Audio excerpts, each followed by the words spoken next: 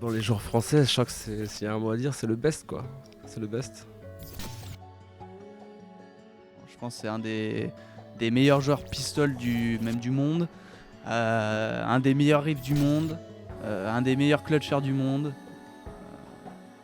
Tous les compétiteurs en général, il n'y en a aucun qui aime perdre.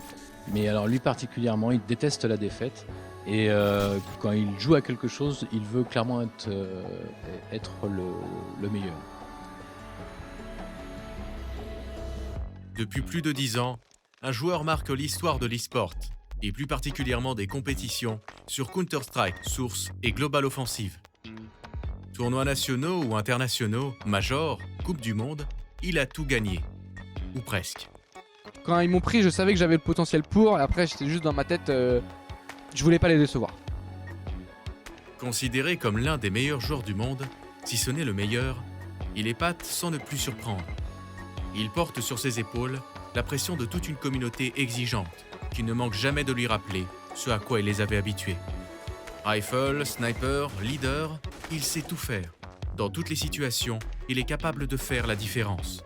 Élément porteur de ses équipes, il sait motiver ses coéquipiers en les poussant à se dépasser et à jouer ensemble. Chacun d'entre nous se souvient d'une compétition, d'un match ou d'une de ses actions. Ces moments ne sont pas rares et ont marqué toute une génération de joueurs. Au-delà de ses succès, sa carrière est parsemée de polémiques, de doutes et de déceptions. Mais le destin en a voulu autrement, et sans jamais baisser les bras, il est devenu un des meilleurs joueurs du monde. Se confrontant alors aux meilleures équipes des 4 coins du globe. L'histoire que nous allons vous raconter est celle de Richard, Shox, Papillon.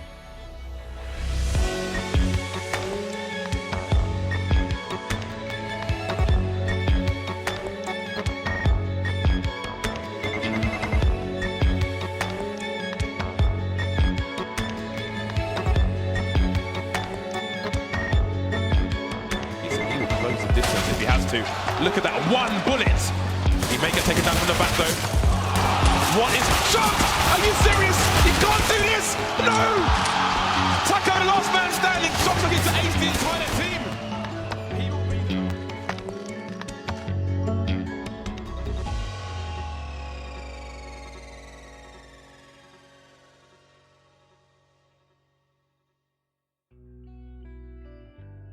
Richard est né le 27 mai 1992 à Paris. Dernier de la famille, son frère et sa sœur deviendront plus tard, avec ses parents, ses premiers fans. C'est aux côtés de son père que le jeune Richard se familiarise avec les jeux vidéo. En fait, il est tombé dedans vraiment tout petit, parce qu'effectivement, moi je jouais, son frère surtout jouait aussi. Tous les garçons de la famille étaient très joueurs. Donc ça a été la console, ça a été toutes les Wii et compagnie, enfin de l'époque évidemment. Et après rapidement, celui sur lequel il s'est focus assez vite, c'était Age of Conqueror. Toute la famille jouait à Age of Conqueror. C'était le grand jeu. D'ailleurs, on y revient toujours, même maintenant. Mais le déclic viendra avec son frère. À l'âge de 9 ans, il découvre Counter-Strike, premier du nom. Sans le savoir, il venait de mettre la main sur la franchise qui changera sa vie. Au début, j'étais interdit d'y jouer par mes parents parce que c'était trop violent. Je crois que sur la jaquette, c'était interdit au moins de 12, au moins de 16, enfin un truc du genre. Effectivement, il était toujours à jouer derrière. Sa mère voulait pas qu'il joue à ça, évidemment. Donc moi j'ai essayé d'expliquer à sa mère que en fait il y avait des terroristes, enfin j'évitais le mot terroriste, donc je disais il y avait des gentils et méchants mais qui jouaient toujours chez les CT. Comme ça ça rassurait la mère. Mais vraiment c'était plus fort que moi, c'était en mode ce jeu il est trop bien, je prenais vraiment trop de plaisir pendant que j'y jouais. Donc même quand en fait dès qu'ils étaient pas là à la minute près, c'était que pour jouer 5 minutes en fait, je grattais ces 5 minutes pour être derrière le PC et pouvoir y jouer. Et au fur et à mesure, ils sont battus, mais au bout d'un moment, comme tout parent, ils ont été obligés quelque part de rendre les armes, quoi, parce que sinon c'était soit on allait vraiment à un conflit limite inutile, soit ils devaient me laisser jouer plus ou moins à un jeu vidéo parce que je lâchais pas l'affaire. Donc ils ont fini par céder et depuis ce jour-là, je l'ai jamais lâché. Pour jouer, il lui fallait un pseudo. Il en choisira un qui, tout comme le jeu, ne le quittera jamais. Son choix se portera sur Shox, en hommage au célèbre modèle de basket Nike qu'il portait à cet âge-là. Comme tout novice, le jeune Richard commence à faire ses armes en FFA, sous les conseils avisés de son frère. J'adorais vraiment le regarder jouer parce qu'au final, il était beaucoup plus fort que moi à l'époque. Et je trouvais qu'il était vraiment bon, etc. et tout. Donc voilà, après, suite à son parcours professionnel, je dirais il a pas pu continuer autant que moi j'ai pu continuer. Et voilà. Et c'est vrai que des fois, il me dit, il a des petits regrets quand il voit où j'en suis aujourd'hui. Il me dit bravo, etc. Tout, oublie pas que je t'ai tout appris, il me dit ça. Puis après, il se dit, ah putain, j'aimerais bien être là aussi. Mais très vite, ces modes de jeu occasionnels ne lui suffisent plus. Il est à la recherche de challenge et c'est dans les wars de l'époque qu'il trouvera son compte. Chan IRC et autres pracs deviennent son quotidien après les cours, alors qu'il est encore au collège. C'est à partir de 2005 qu'il commence à se faire un nom avec son équipe Turtle. Il a alors 15 ans. Un top 10 sur Clan France, des performances qui impressionnent dans un milieu compétitif encore très peu développé, Shox va très vite se retrouver avec une étiquette de netteux qui va le suivre jusqu'à ce qu'il fasse ses preuves en LAN. Assez rapidement, effectivement, il a demandé à aller au cybercafé pour pouvoir jouer avec d'autres copains. Il a parlé de certaines... Alors, c'était pas vraiment des LAN, mais c'était plus des petites organisations. On avait été à Paris, je sais plus quel café, vers Opéra, où je l'emmenais, parce qu'évidemment, il était jeune. Certains endroits où on allait, les débuts des LAN, il n'avait pas de moyens de locomotion, il était jeune, fallait emmener ses PC, donc c'était négociation pour avoir le PC pas final, parce que s'il partait tout le dimanche avec le PC, ça veut dire que ni son frère ni moi ne pouvions jouer, donc ça c'était à négocier. Et puis effectivement, on remplissait le coffre de la voiture avec planche, tréteau, le CRT. On emmenait tout et puis je passais la journée avec lui et puis on revenait le soir. Avec MK, ils feront ensemble leur première LAN. Shox perd peu à peu sa réputation de netteux pour laisser place à l'intérêt et l'admiration. C'est lors de la KDX3 qu'il va réellement se révéler. Il dominera toute la LAN et en viendra même presque à battre une équipe du top français, composée de figures de Counter-Strike en place depuis longtemps. Les All-Stars avec ASP, MSTAD, Kismo, KRL et Matteo. En fait, on pensait même pas au futur, on pensait même pas à se faire repérer. On avait juste envie de jouer contre des bons joueurs et de leur prouver et de prouver à nous-mêmes qu'on a le niveau pour les battre. Voilà, c'était ça. On pensait pas à plus que ça, quoi. On pensait juste à la game et on voulait les battre et montrer que même si on a 14, 15 ans, etc. tout, on a le niveau pour les battre. Il y avait MK à la M4 et Shox Corniche à la M4 aussi. Impossible de mettre un pied dans le bécourt, dans le palmier, dans la corniche, impossible. Juste impossible, quoi. C'était incroyable. En fait, on était étonnés parce que même sur des LAN françaises qu'on avait joué du haut niveau français, personne n'avait pris ça, quoi. On n'avait jamais pris des trucs comme ça. En 2008, ASP l'appelle pour jouer chez Creative avec notamment Regnam, Flexor et Matteo. Il rentre ainsi dans le cercle très fermé des meilleurs joueurs français sur Counter-Strike Source. Il ne le quittera jamais. Shox commencera sa carrière par une série de victoires lors de la Réseau, des EPS et de la Gamers Assembly 2008. Personne, ou presque, ne pouvait plus remettre en cause ou douter de ses performances. J'ai eu une grosse poussée de cheville, on dira. Je me rappelle qu'à l'époque, quand j'ai gagné la GA, etc. et tout... 3 semaines après, KRL, je m'étais vite fait embrouiller avec lui, enfin très vite fait, genre un truc de merde sur un Mumble, etc. et tout. Et j'avais que 16 ans à l'époque et je lui ai sorti, mais tu veux quoi toi? Moi je suis champion de France, quoi. C'est très difficile d'avoir la maturité nécessaire quand t'as 16 ou 17 ans, quoi. Tu peux comprendre certaines choses, tu peux être plus ouvert d'esprit et plus posé qu'un autre adolescent qui fait une crise d'ado et qui comprend rien, mais t'auras toujours des réactions plus ou moins enfantines. C'est aussi à ce moment-là qu'il aperçoit pour la première fois un joueur qui deviendra un pilier dans sa vie, Édouard Dubourdeau, alias Smith. La première fois que j'ai vu Richard, c'était dans le train pour aller à la Réseau 2008, je crois, ou 2009. Enfin, il nous collait un petit peu et je lui ai demandé, je crois, qui c'était, quoi. Je lui ai dit, ouais, t'es qui? La première chose qu'il me dit, le mec, il m'en met plein la gueule direct, quoi. Moi, j'essaye un petit peu de faire le beau en mode, ouais, je pense qu'on peut gagner, etc. et tout. Et après, c'est juste que c'est un personnage à connaître, mais voilà. Malgré ses victoires contre les plus grandes équipes européennes, l'équipe créative décide de se séparer du jeune joueur. La différence d'âge entre Shox et ses coéquipiers et son manque de disponibilité lui coûte sa place. Le deal avec Richard, c'était travaille correctement à l'école, sois bon, travaille sérieusement et puis tu n'auras pas de problème avec l'ordi. Donc ça, tout le monde sera content. Il ne restera que très peu de temps sans équipe, puisque très rapidement, KRL fera appel à lui pour jouer à ses côtés chez Redline. Un passage anecdotique, car elle retournera rapidement aux côtés de Regnam et ASP chez Emulate.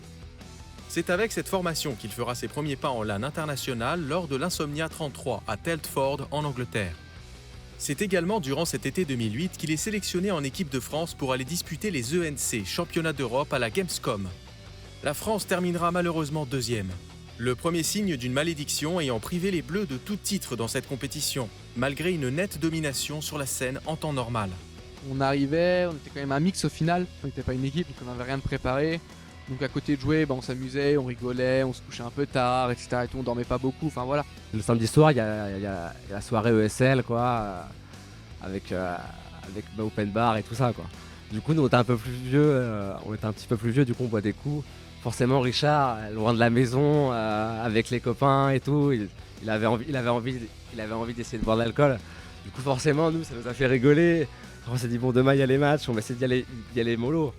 Donc, quand c'est la première fois que tu bois, je veux dire, 4 verres, ça suffit à 30 malades. Hein. Et c'est ce qui s'est passé le lendemain. Le lendemain, il a joué avec une poubelle, quoi, devant lui. Et il a quand même été fort. Après, ça n'empêche que sur le serveur de jeu, on donnait tout. Mais t'as pas cette envergure ou cette pression, cette préparation que tu peux avoir avec une équipe. Finalement, Shox se lassera d'Emulate suite à différents problèmes. Il quittera le navire au profit d'une nouvelle équipe, chez Redline, où l'attend un certain Existence. C'est la première fois que Richard jouera sous le capitanat du Belge. Ensemble, ils s'imposeront comme les numéros 2 français, juste derrière ses anciens coéquipiers de chez Emulate, passés entre-temps chez Very Games pour devenir la première équipe véritablement professionnelle. Mais après les finales des EPS, KRL rappelle le prodige qui lui avait tapé dans l'œil 2 ans auparavant. C'est-à-dire que je m'en souviendrai toujours, j'étais dans ma chambre, il m'a passé un coup de téléphone, etc. et tout. Déjà, quand il me disait qu'il touchait 130 € par mois, moi j'étais là en mode, c'est comme aujourd'hui quand on dit que tu vas toucher peut-être 5000 ou quoi que ce soit et tout. Moi j'avais des étoiles dans les yeux en mode, abusé quoi, voilà. Donc j'étais trop content, etc. et tout. Mais c'est du KRL quoi. C'est-à-dire qu'il m'a dit, ok, on te veut, etc. et tout. Maintenant il m'a pas léché les bottes, hein, attention. Hein. Il m'a dit, écoute, demain tu me donnes une réponse, si demain tu me donnes pas de réponse ou quoi que ce soit, moi j'en prends un autre, il y a tout le monde qui veut ta place. Hein. Voilà. Il a été cash, clair, net et précis quoi. Quand on l'a pris chez VG, c'était le joueur montant en France, vraiment. Genre, il éclatait tout le monde chez Redline. On était la meilleure équipe française. Donc, il nous fallait un joueur. Et ouais, c'était évident qu'il nous fallait Richard. Moi, j'avais déjà joué avec lui par le passé. Je sais que, voilà, il était déjà trop fort avant. Il a continué à être trop fort. Et, ouais. Vu que l'équipe était déjà très forte, on s'est dit qu'on pouvait se permettre de prendre un petit joueur qui avait peut-être moins d'expérience. Et tout le monde voulait prendre Shox. Moi au début il me semblait que Shox c'était le choix évident, mais je me souviens qu'on a quand même un petit peu hésité. Et on l'a pris, et il n'y a pas eu de regret ensuite, parce qu'on a gagné toutes les LAN avec Shox auquel on a participé. Moi c'est juste que directement j'ai su ma place, donc j'ai directement, il m'avait dit ça, mais genre 5 minutes après, mais au téléphone, je lui ai dit non mais j'ai même pas besoin de réfléchir, go quoi. Shox laisse donc Existence et remplace Regnam chez Very Games. Durant toute l'année 2009, Very Games survolera la scène mondiale. Max LAN, ICBox, EPS, LAN 79, rien ne lui échappera. Cette équipe mythique, alors considérée comme la meilleure équipe du monde sur Counter-Strike Source, fera souffler un air nostalgique sur bon nombre d'anciens joueurs et supporters. Tu pouvais perdre 8 ou 9-0, c'est con hein, mais tu savais que t'allais gagner la map. Tu le savais. Genre, t'avais pas peur, t'étais pas paniqué, t'étais pas... ils ont mis des rounds, bon, tu regardais tes potes, bon... C'est bon là, on y va là, on peut y aller. Allez, vas-y, go. Et on gagne tout le temps, quoi. Donc, une certaine forme de nonchalance et de facilité, je dirais. Ouais. Au début, c'est cool, et à la fin, moins cool. C'est en mode, nous, on rigolait, parce qu'on avait 5 heures pass to week sur CS, etc. et tout, on arrivait en LAN, on gagnait, quoi. Voilà, le talent. Mais cette première aventure avec Very Games va s'arrêter brutalement. La structure Very Games s'explique. Avant-hier, nous avons appris la participation frauduleuse de 2 joueurs dans les matchs d'une autre équipe engagée dans les phases finales des ESL France. Nous devions de réagir face à cet événement. Pour ces raisons, nous avons pris la décision d'exclure Sébastien, KRL, Pérez de l'équipe, de manière définitive. Quand Joe, donc le patron de chez Very Games, est venu me voir chez moi, et du coup on a parlé, il m'expliquait pourquoi j'étais viré et tout. Et je lui ai dit mais l'équipe, tu penses que tu vas pouvoir la garder et tout? Et il m'a dit oui c'est sûr, l'équipe je vais la garder et tout. Mon ego qui m'a dit non c'est pas possible, ça va pas arriver, genre c'est l'équipe, on est là, c'est nous 5. Et je pense que même si à l'époque j'étais pas forcément considéré comme un très très bon joueur quand j'étais pris chez Very Games, Je pense que je leur ai apporté beaucoup de choses et que je pense qu'on avait encore des choses à faire et ils le savaient. Ils le savaient, d'ailleurs, c'est pour ça qu'ils sont restés pour jouer. Ouais, après l'éviction de KRL, c'était. On gagnait un petit peu d'argent, je sais pas si je peux le dire maintenant, mais on gagnait 130 € par mois. Même si c'était énorme, c'était quand même super bien d'avoir cet argent. On pouvait pas vivre avec, bien sûr, mais c'était quand même super cool et tout. Pour nous, on avait cette notion d'équipe, vraiment. Et le fait que ça a été fait un petit peu dans notre dos et très rapidement, l'éviction de KRL, pour des raisons qu'au final on comprenait pas vraiment, bah ouais, ça a été direct, ça a été instant. Alors là, ça a été 100% naturel. On s'est même pas posé la question. Je pense que ça aurait été un joueur. Au final, ça aurait été peut-être pareil, mais peut-être on se serait peut-être au moins posé la question. Mais là, non, c'était le capitaine. Genre, c'était clair que pour nous, sans lui, on n'était personne, quoi. C'était notre capitaine, quoi. Non, peu importe où il va, on ira. On est avec lui, c'est notre meneur d'hommes et non, la question s'est même pas posée, quoi. Shox et ses coéquipiers quittent la structure pour devenir Nameless et seront très vite remplacés chez Very Games par Existence et compagnie. Les ex-Very Games rencontreront les nouveaux en finale de la MaxLAN 2009. Un match au goût bien particulier dont tout le monde se souviendra longtemps. Après avoir remporté une carte chacun, Nameless finira par remporter la victoire sur la 3e, après 2 overtime. Score final, 22-18. Ah oui, je m'en rappelle très très bien de cette LAN et je pense que c'est clairement l'un de mes meilleurs souvenirs by far parce que ce qu'il faut savoir aussi c'est que à l'époque, au-delà du fait que VG était un petit peu numéro 1, etc. et tout, nous on était dans la merde vis-à-vis des structures, on n'en avait pas, etc. et tout. Et en fait le geste le plus beau c'est qu'à l'époque on gagnait pas beaucoup de sous, ok, on n'avait pas beaucoup d'argent et tout. Et on voyait la LAN se décider, on avait fait un coup d'état. Enfin, on a fait un petit peu une surprise, c'est-à-dire qu'on avait dit à tous les sites, on ne viendra pas. Et on avait fait exprès pour créer la surprise. Genre, voilà, c'était un jeu, quoi. Donc, c'était une histoire, quoi. Donc, c'était super. Et au final, au-delà du fait de l'avoir caché, ce qu'il faut savoir, c'est vu qu'on n'avait pas de structure et tout, c'est qu'on a payé ça de notre poche. À l'époque, on gagnait pas un sou, on n'avait pas de travail, etc. et tout. On a payé le train, l'hôtel et tout, on s'est démerdé et on est venu de notre poche, quoi. Et derrière, on les gagne, etc. et tout. Enfin, franchement, ouais, non, clairement l'un de mes meilleurs souvenirs au niveau d'une victoire. En plus, individuellement, j'ai fait une très bonne LAN, donc c'était. Moi, j'étais aux anges, hein, j'étais au paradis. Hein, Wouhou! Shox et ses coéquipiers seront finalement accueillis dans la structure Rocat. Un passage rapide pour Richard, puisque dès le début d'année 2010, il abandonne ses coéquipiers pour rejoindre la célèbre équipe Dimension 4, bien en place sur Counter-Strike 1.6. Richard était encore très très jeune à l'époque et tout le monde se battait plus ou moins pour jouer avec lui parce qu'il faisait partie des 2-3 joueurs qu'il fallait absolument avoir dans son équipe si tu voulais gagner. Et quand on a gagné la MaxLAN, il y a un truc qui s'est perdu dans l'équipe parce que au final, nous, ce qu'on voulait, c'était pas de Very Game, quoi. Et une fois qu'on avait fait ça, j'ai l'impression que tous les trucs derrière, il n'y avait plus rien à faire, tu vois. On les battait, c'était fini. Et je pense que c'est passé ça pour Shox, il s'est dit ouais, CSS c'est bon, quoi, tu vois. La motivation qui a toujours été en dents de scie, genre 3 mois il est ultra motivé, 3 mois il va se relâcher un petit peu, etc. Je pense que tout le monde l'a connu, ça. Après lui c'était juste qu'à un moment de sa carrière c'était vraiment des périodes très courtes. Genre il était motivé genre au début d'une équipe pendant 2 mois et ensuite il était plus trop motivé pour bosser, etc. Je sais juste que ouais, moi sur Source on gagnait tout et j'aime bien le challenge, la compétition, etc. et tout. Et au final on est arrivé à un stade où ouais, on jouait, on praquait même plus, en limite on jouait plus à CS, etc. et tout. Et on arrivait en LAN et on gagnait quand même, quoi. Donc c'était vraiment, je sais pas comment dire, mais ça avait aucune saveur la victoire. Donc et je voulais retrouver ce goût de l'effort en fait. Même si c'était pour me batailler pour être top 8 dans une LAN, bah au moins il y a un vrai challenge de vouloir toujours viser plus haut, quoi. Donc je suis allé partir sur 1.6, j'ai commencé à faire des pick-up. À l'époque je me rappelle, eux ils utilisaient Ventrilo et pas Mumble. Voilà, donc je faisais des pick-up, etc. et tout. O-Striker me traitait de cheater. Et c'est qu'après la réseau quand il m'a regardé jouer, il est venu derrière moi dans mon écran à la LAN, je me rappellerai toujours. Et il a fait ok, genre tu cheats pas et t'es bon, quoi. Mais toujours est-il qu'en tout cas, ouais, jouer avec des joueurs comme Myers et Dim2K, moi j'avais énormément de respect pour eux et de jouer avec eux, bah, ouais, j'avais l'impression de jouer avec des légendes et j'ai essayé d'apprendre le plus que je pouvais, quoi. Effectivement, il n'était pas certain du développement de CSS et que 1.6 ça restait les stars, le gros jeu on va dire sur CS, et il voulait essayer, et le peu qu'il a essayé, en fait là c'est de notre faute. C'est-à-dire que, entre autres, ce qui était demandé par l'équipe, c'était trop d'investissement par rapport à ses études, tout simplement.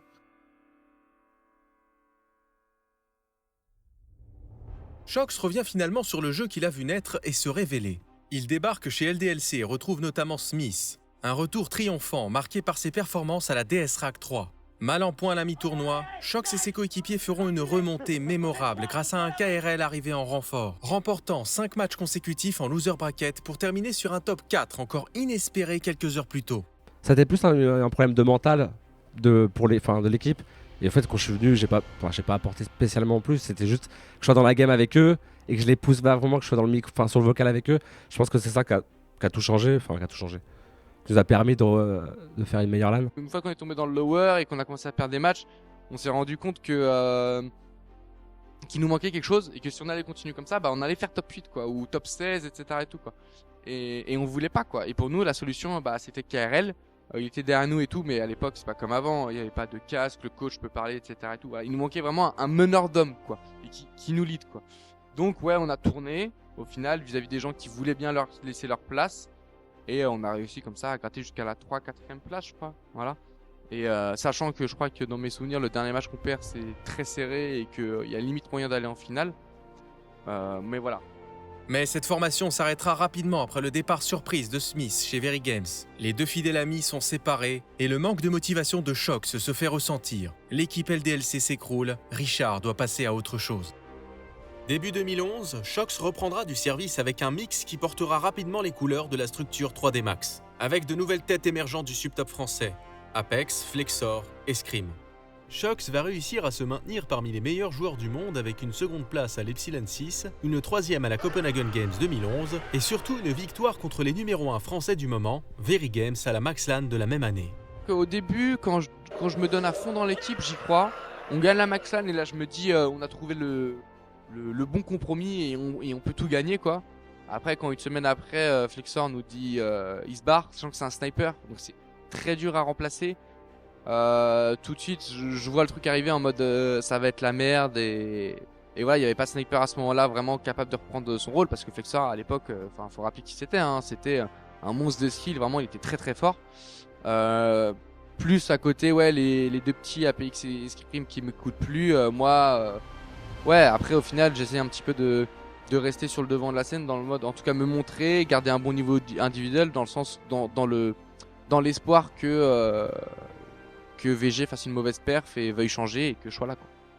Finalement, suite au départ à la retraite de Regnam, Shox va retrouver chez Very Games son meilleur ami, Smith, ainsi que son ancien leader de chez Redline, Existence. À leur côté, RPK et NBK. Une line-up d'anthologie vient de naître. Sous la houlette d'Existence, Shox et ses coéquipiers déroulent leur jeu à chaque tournoi, chaque match, chaque round. Tout leur semble facile et aucune formation ne semble à la hauteur pour s'opposer à leur jeu.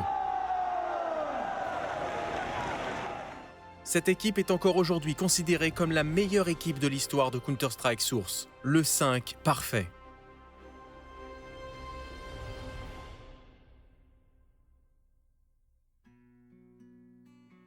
En novembre 2011, c'est la stupeur. Un mois après avoir triomphé à l'ESWC, Very Games décide de se séparer de Richard. Smith part avec lui. C'était le premier et dernier ESWC sur Source. Et on gagne, on est la meilleure équipe du monde incontestée, je pense. Et au final, il se fait évincer après Uniseries juste après. Parce que manque de professionnalisme. J'étais un petit con, clairement. Comment ça s'est passé, c'est que j'aimais pas entre guillemets qu'on me contredise, j'étais quelqu'un de très têtu. Et il y a un moment donné où on a commencé à avoir les premiers sponsors. Et à l'époque, on savait pas au final ce que c'était les sponsors quoi. Et donc c'était Razer. Et on était obligé du coup de jouer avec le matériel Razer quoi. Moi à l'époque je jouais avec une SteelSeries Xi que j'adorais etc et tout, et j'adorais le matos avec lequel je jouais. Quand on m'a dit Razer etc et tout, on va devoir jouer avec eux parce qu'ils donnent des thunes à VG, enfin c'est un sponsor quoi, un truc normal aujourd'hui tu vois. Mais à l'époque pour moi, j'étais jeune, je comprenais, voyais pas l'envergure de la chose, en fait, vraiment ce que ça représentait. Donc le seul discours que j'ai eu, c'était en mode ouais non mais cassez-vous de là, je veux pas jouer avec Razer, c'est de la merde, je me casse quoi. Ça m'intéressait pas vraiment au final de continuer chez VG sans lui. Parce que d'une, on avait tout gagné. 2, j'avais eu mon objectif, c'était le SWC. Et 3, je voulais continuer à jouer avec mon ami de toujours. En fait, tout le monde était au courant, sauf nous deux, parce qu'ils savaient très bien que si on avait plus ou moins le temps, peut-être d'en parler aussi ou ça, il y allait plus ou moins révolte quoi. Donc au final, ils nous ont annoncé tous les deux la nouvelle en même temps et de manière séparée quoi. Donc voilà. Et au final, naturellement, non, il a juste dit, bah, écoutez, si vous kickez Richard, bah, vous me kickez aussi, quoi. Voilà, je suis avec lui. Au début de notre carrière, on gagnait des souris, des claviers, même des fois on gagnait rien. Et que plus le jeu avançait, plus il y avait de la compétition, plus il y avait du challenge, plus il y avait au final des sous, et plus au final on pouvait s'épanouir dans le jeu. Et c'est dans mes principes à moi que j'ai toujours voulu continuer avec des gens que j'apprécie et que j'aime. Et que je voulais toujours faire partager les gens que j'apprécie et que j'aime. Et c'est pour ça que j'ai continué avec Richard un bon moment. Privée de ces 2 piliers, la meilleure équipe du monde achève son épopée. La line-up tire sa révérence. Shox entre dans une période plus ou moins difficile de sa carrière en rejoignant l'équipe TT Dragons aux côtés de Smith, son ami de toujours. Un nouveau capitaine, Malek, de nouveaux coéquipiers, Scream et Uzi. Shox, après 1 an sur le toit du monde, doit s'habituer à un nouveau style de jeu. Ce changement impacte ses performances. Une finale perdue à la modeste Epsilon 8, un top 7-8 à la Copenhagen Games, il n'est plus que l'ombre de lui-même. À la base, on était venu ici relativement pour gagner et faire. Voilà, on arrive et bon, sur le papier, on fait un top 8, quoi. C'est ni plus ni moins ça. Ouais, il y a 45, mais donc on espère vous y voir. Bah, normalement, oui. Shoxy Smith. Shoxy Smith. Forever. Toujours. Le coup de massue viendra de son meilleur ami. Alors que les 2 acolytes avaient presque toujours joué ensemble depuis leur rencontre en 2008, Smith décide de casser ce pacte et retourne chez Very Games aux côtés d'Existence. Déjà, je suis la dernière personne à le savoir. C'est-à-dire qu'il n'a pas quelque part les couilles de me le dire, parce qu'il connaît ma réaction en fait s'il me dit ça. Donc tout le monde plus ou moins est au courant dans l'équipe, et moi j'apprends ça en dernier. Je crois c'est limite si je l'apprends pas sur Vacarme ou un truc du genre, quoi, voilà. Je l'appelle, je lui envoie 1000 SMS, etc. et tout. Enfin, je comprends pas, etc. et tout. Le mec me répond pas, quoi. Le mec me répond pas, il fait le mort. J'ai dû lui laisser, je pense, 10 ou 15 messages sur son répondeur, mais les pires insultes du monde, vraiment. Genre, simple répondeur, tu l'allumais, je pense pendant 2 minutes, t'as 2 minutes d'insultes, quoi, vraiment. Je l'ai pas ménagé. Donc ouais, j'ai eu du mal à m'en remettre. J'ai mis, je pense, au moins 4-5 mois à avaler la pilule. On joue Millennium, il était chez Millennium à l'époque, on le gagne. Je vais lui serrer la main, il me regarde même pas, genre vraiment, mais enfin trop froid. Et je me souviens après, c'est sa copine qui est venue me voir sur Facebook, elle m'a envoyé un message, elle m'a dit s'il te plaît, va reparler à Richard, là c'est plus possible et tout. Ça fait 1 mois ou 2 mois qu'il lit tes anciens messages sur Facebook, tes anciennes conversations et tout, et qui se met à chialer. Et enfin voilà, il est en dépression. Donc voilà, et au final ça m'a vraiment touché parce que je faisais pas pareil, mais je sais que je pensais à lui des fois et je me disais putain c'est con quoi, vraiment quoi, c'est con, il me manque. Et je suis allé le voir, je lui ai dit ouais tu me manques et tout, ça fait chier. Et là il s'est mis à dire putain mais moi aussi et tout, t'aurais pas pu revenir avant et voilà quoi.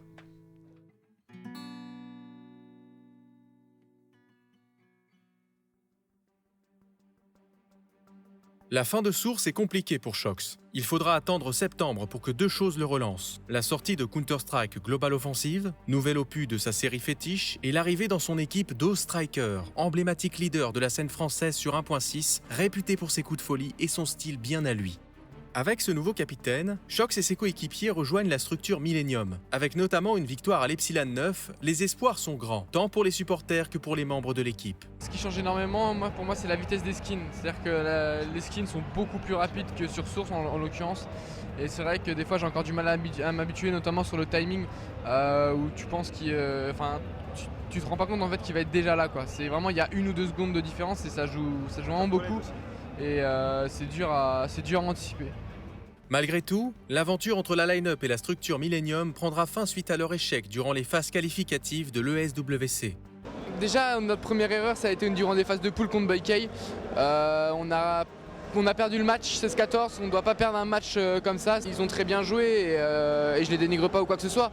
Mais vis-à-vis de nos prétentions, vis-à-vis du résultat, on ne pouvait pas se permettre de perdre une équipe comme ça.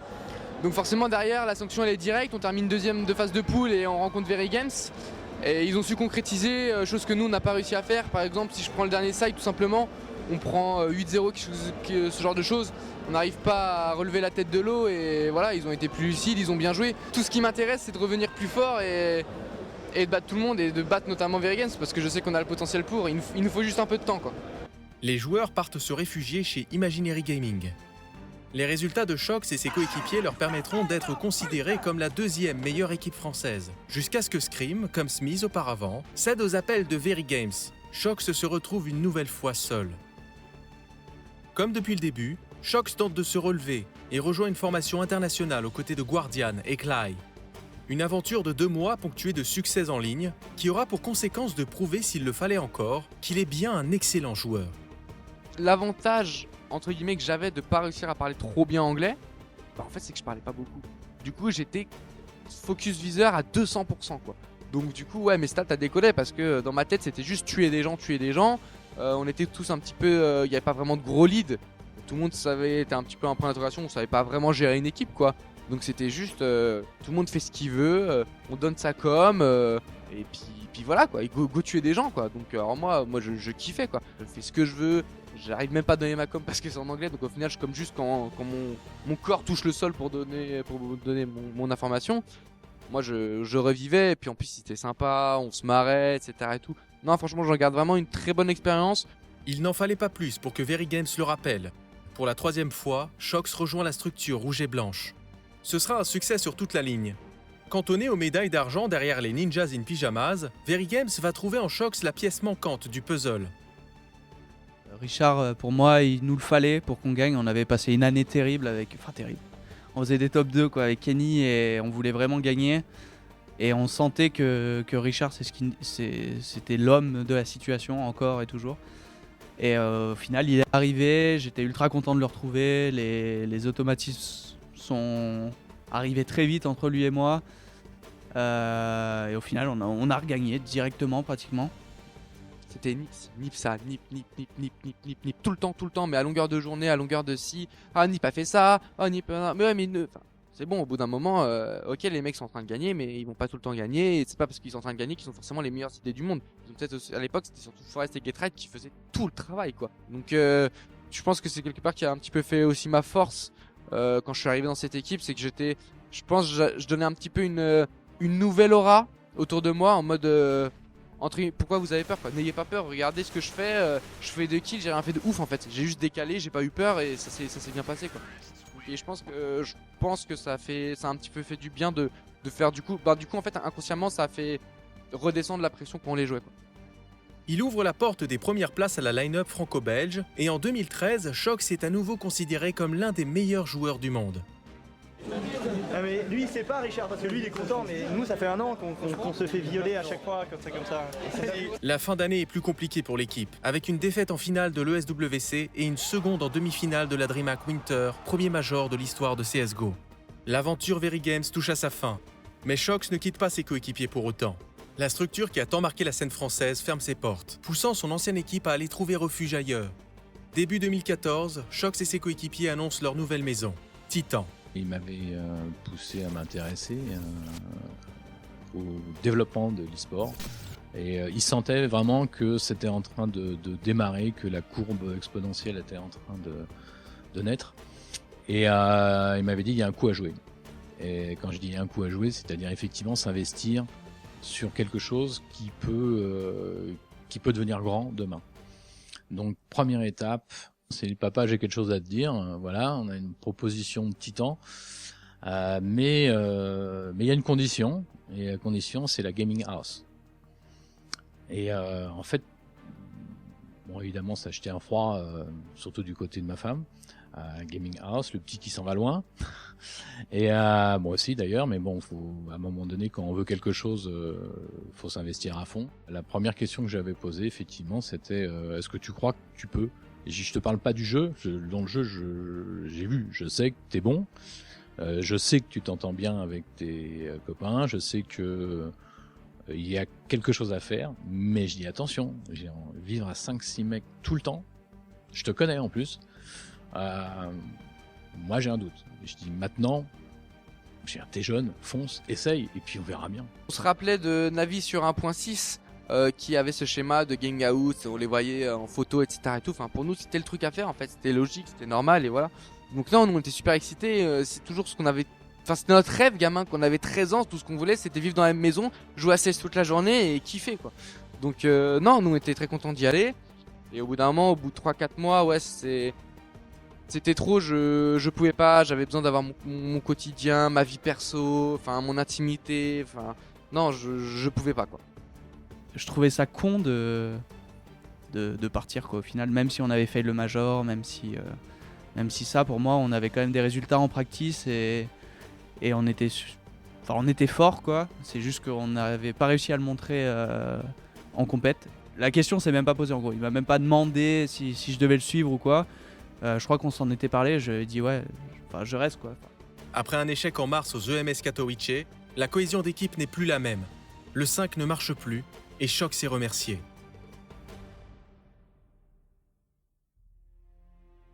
Il rebondit pourtant très rapidement en rentrant dans un premier temps chez Clan Mystique puis Epsilon, réussit quelques performances intéressantes mais n'arrive pas à se démarquer comme par le passé.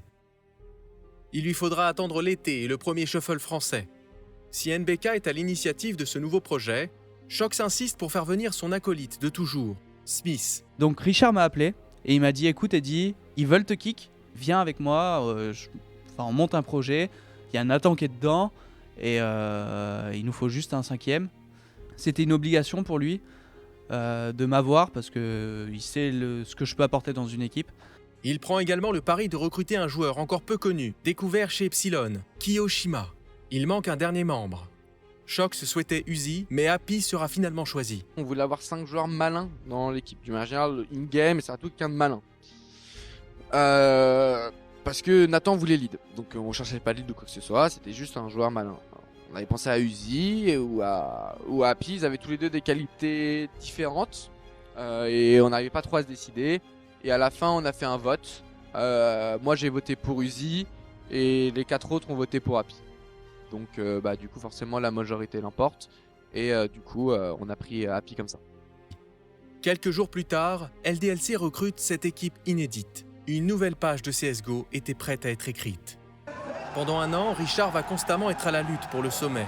Les 10 mois passés avec ses joueurs vont être marqués par la rivalité des opposants à Fnatic, dont les Suédois sortiront plus souvent vainqueurs.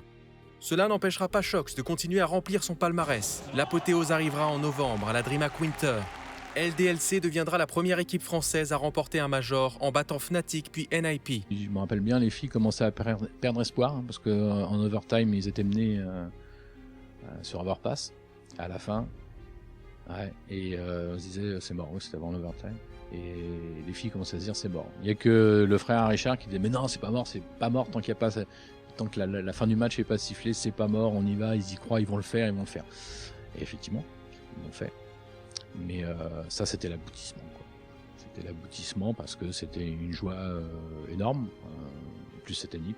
C'était un grand moment et puis il faut dire que ça faisait 48 heures qu'on dormait pas quasiment. Donc avec ces histoires de boost là. Je crois que c'est moi qui le spot en premier. Vincent a plus ou moins une idée parce qu'à un moment il demande un boost Pontero mais il se fait tuer. Il a plus ou moins une idée et je vois un pixel de sa tête dépasser, quoi. Je le vois, quoi, au-dessus des arbres, un petit peu dans le ciel et tout. Et je lui tire dessus, sauf qu'en fait, et il me tire dessus, mais il y a un mur invisible au milieu et du coup en fait ça tire le mur et on peut pas se tirer dessus, quoi.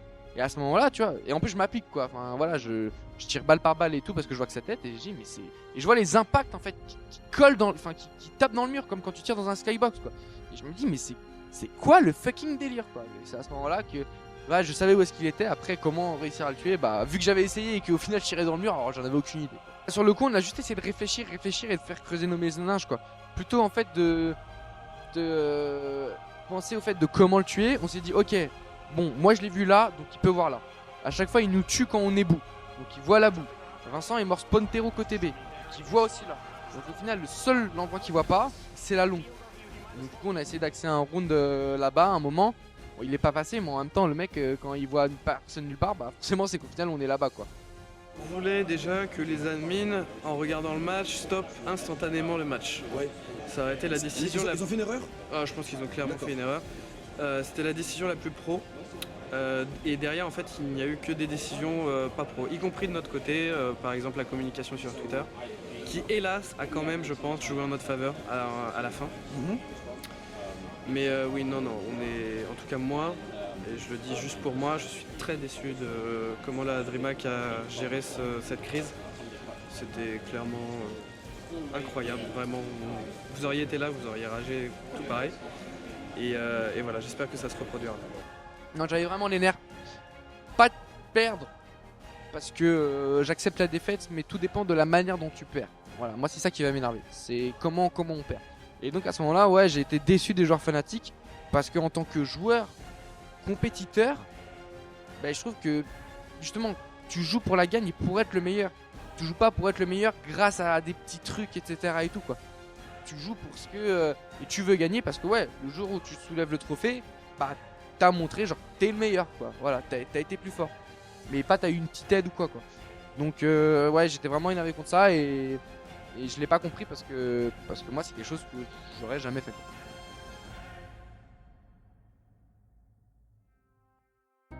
Quelques semaines plus tard, après avoir terminé sur la plus haute marche des X Games, Shox et ses coéquipiers changent de bannière et s'engagent chez Team Envious. La première fois qu'il m'en a parlé, j'ai voulu voir le contrat. Parce qu'il y a d'autres structures que je n'aimerais pas, dont j'avais vu le contrat et je leur avais dit non, celle-là, ça pue.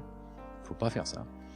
J'ai vu que c'était pas la même chose que Titan, effectivement. Titan, c'était effectivement un particulier, un riche particulier qui avait une passion. C'était sa danseuse, Titan, quoi. Et alors que là, Envy, on sentait plus quelqu'un qui savait de quoi il parlait, qui savait ce qu'était l'e-sport, qui savait comment gérer une structure avec passion derrière. C'était dommage qu'il quittait le DLC quelque part parce que ça marchait bien avec Moment et compagnie, il y avait une bonne ambiance et tout. Mais bon, là on partait effectivement, on changeait de catégorie. Donc fallait y aller, fallait tenter. Non! Mais toutes les bonnes choses ont une fin et elle est parfois douloureuse. Les égos finiront par prendre le dessus et lors d'un voyage à Montréal pour le SWC durant l'été 2015, la rupture sera définitive. Shox et Smith sont remplacés par le binôme Kenny S Apex venant de chez Titan. Je me rappelle très bien, j'étais dans mon lit et il devait être, je crois qu'il devait être 6h du matin, quelque chose comme ça. Je reçois un SMS, je regarde et c'était Richard et il me dit, le SMS c'était simplement, on s'est fait kick avec Eddie. Et je me rappelle très bien, ma réponse ça a été, c'est une blague ou quoi? Et il m'a répondu non, c'est pas une blague. Et je comprenais rien. Je comprenais rien parce que moi j'aimais beaucoup Envy en tant que tel, j'aimais bien le maillot en plus, c'est sympa. J'aimais bien Mike, on a déjà échangé plusieurs fois et c'était vraiment un mec bien. J'aimais bien l'équipe, j'aimais bien comme il jouait, je savais qu'il y avait des problèmes, je savais que tout n'était pas parfait, j'étais pas dans les détails, mais le kick m'a profondément énervé, oui, parce que j'avais un sentiment de gâchis en fait. Parce que je trouve que l'équipe des mercenaries, LDLC et compagnie était vraiment une belle équipe. Il y avait quelque chose vraiment à faire. Comme toute équipe, il y a des choses qui vont, qui ne vont pas. Ce qui m'a fait sortir de mes gonds, c'est que j'ai dit putain, vous êtes 5 mecs, vous êtes 5 maintenant, vous êtes presque adultes, vous n'avez pas été foutus de vous asseoir pour parler. J'ai envoyé un message à tous les deux, parce que c'était en pleine LAN en plus. Si j'ai bonne mémoire, il rencontrait je ne sais plus qui le lendemain, Cloud9 je crois qu'il rencontrait le lendemain. J'avais dit les mecs, défoncez tout. Et en fait c'est ce qu'ils ont fait. En fait le match, regardez le match de lendemain, le premier scoreboard c'était Shox et Smith. Et ça m'a fait rire quoi. Pour moi on avait juste un problème d'équipe quoi, qu'il fallait gérer quoi, tout simplement quoi. Et donc il y a un moment j'étais au bar, je me prenais un petit verre comme ça tout seul. Je réfléchissais de ce que les gens m'avaient dit, j'avais demandé conseil à mes parents vis-à-vis de la situation, comment je pourrais un petit peu gérer la chose, est-ce que je devrais aller parler aux personnes. Puis à un moment je me retourne, etc. et tout, je vais aller fumer une petite clope dehors, etc. et tout.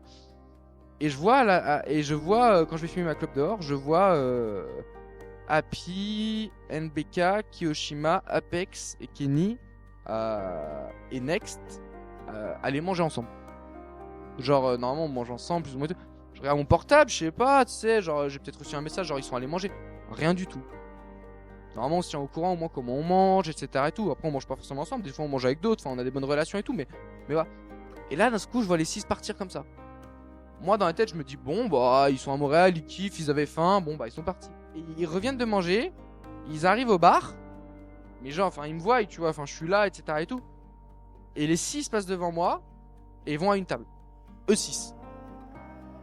Et là, dans ma tête, je me suis dit, waouh. J'avais l'impression que tout le monde me regardait dans l'hôtel, en mode, tout le monde me regardait, tu vois, genre, et moi, qu'est-ce que vous voulez, les gens, quoi? Qu'est-ce qui se passe? Pourquoi vous me regardez comme ça, quoi? Et au bout d'un moment, j'en ai marre, quoi. Donc, je vais vers Maniac et Next. Et en fait, au moment de me rapprocher, je commence à les entendre. Et là, j'entends Maniac qui dit à Next, genre, ouais, non, mais tu vas voir, avec Dan et Kenny aussi, ils ont leurs défauts, etc. Et tout, quoi. Et donc, au moment où j'entends ça, dans la tête, je me suis dit, non, c'est pas possible. Non, c'est pas possible. Donc, je m'assois. Qu'est-ce qui se passe? Jordan, il me regarde. Next, il me fait, bah, tu sais, non? On avait une grosse équipe, que j'y croyais beaucoup. Et surtout, en fait, parce que c'est triste, mais j'étais naïf dans le sens que pour moi, on avait une équipe, ok, j'avais des défauts, ou d'autres en avaient aussi, et on travaillait une période difficile, mais encore une fois, comme je dis, pour moi, c'était juste, c'était une mauvaise période. Voilà, même si ça allait durer 2, 3, 4 mois, bah, au bout d'un moment, on allait crever l'abcès, on allait parler, on allait rebondir, quoi. Il n'y a pas une seule seconde où j'ai pensé à changer d'équipe ou quoi que ce soit, quoi. C'est à l'ESWC. Les gens nous regardaient bizarre, vraiment. Donc les gens le savaient, mais nous on le savait pas. Individuellement, je m'entraînais plus beaucoup et ça se ressentait sur mon niveau individuel. Et au final, la raison, c'était vraiment la raison vraiment. Ça jouait aussi, mais le manque de niveau individuel, au final, en tout cas à cette époque, tu fais un petit peu de DM et tu le retrouves très facilement. C'était parce qu'on sait que s'il n'y a pas Richard, tu seras pas le même. Et ce qui était complètement vrai aussi, je pense. C'était sa plus grande déception et à moi aussi.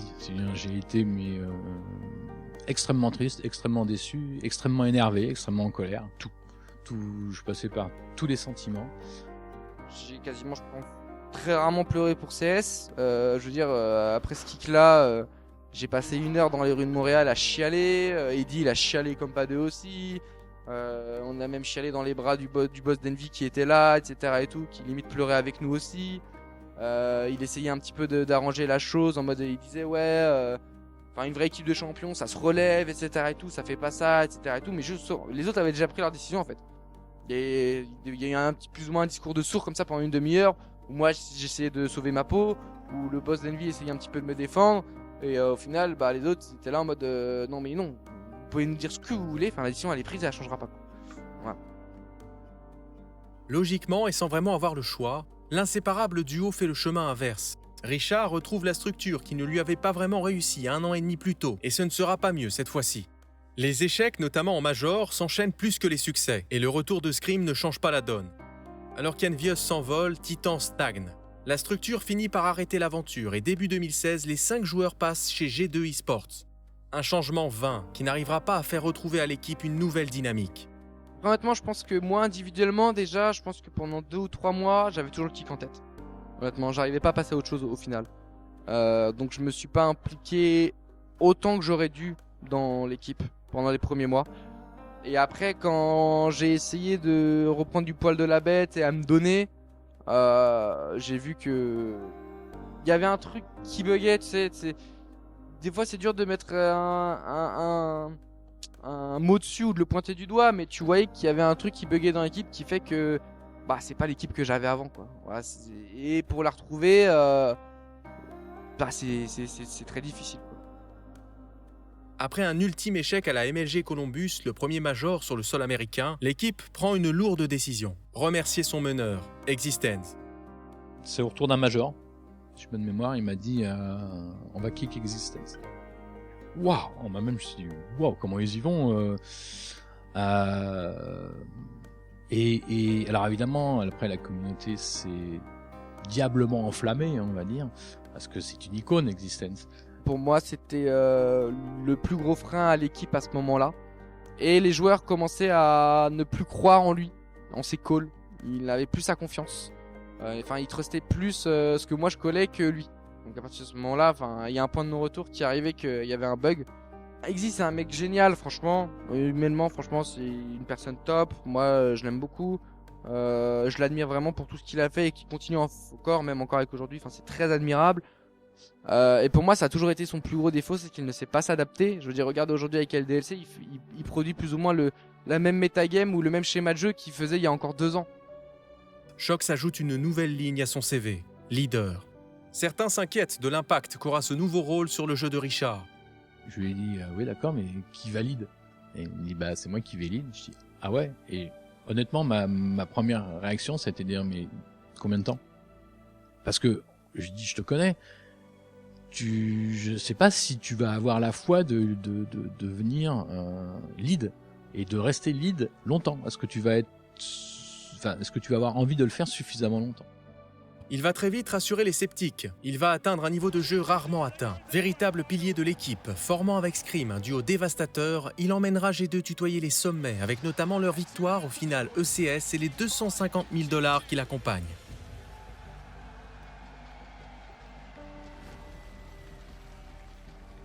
Mais comme à son habitude depuis quelques années, Shox a du mal à tenir les distances. Passé les premiers mois, l'équipe peine à se renouveler et à trouver un second souffle. Les performances de Richard restent bonnes mais ne suffisent plus à faire la différence. La line-up semble peu à peu perdre son âme et échoue de plus en plus tôt lors des compétitions qu'elle dispute. La fin d'année 2016 sera un long chemin de croix pour Shox. Le rival national, Envious, connaît les mêmes difficultés. Et les rumeurs de changement se font de plus en plus fortes. Fin janvier 2017, après un nouveau major terminé dès la phase de poule, la scène française s'agite. Les rumeurs vont bon train sur la composition du nouveau top français. Les spéculations prendront fin avec l'annonce de Shox ayant décidé de garder à ses côtés Body. Ils seront rejoints par le trio de joueurs d'Envious, NBK, Apex et Kenny S. Son ami et coéquipier de toujours depuis de nombreuses années, Smith décide de prendre sa retraite de joueur. Il deviendra le coach de cette nouvelle équipe. Shox continue dans son rôle de leader. Ce costard qu'il a enfilé 1 an auparavant lui plaît bien. Il lui permet de mettre en place son jeu, ses idées et lui donne l'impression d'en apprendre toujours plus sur ce jeu qu'il a découvert il y a plus de 10 ans.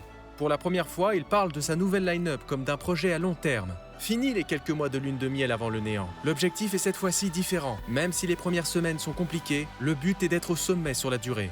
Ce que je veux, c'est réussir à faire monter mon équipe en haut pendant au moins 6 mois ou une saison.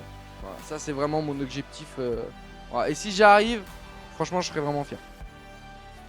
La victoire acquise lors de la DreamHack Tour, après des débuts laborieux, semble lui donner raison.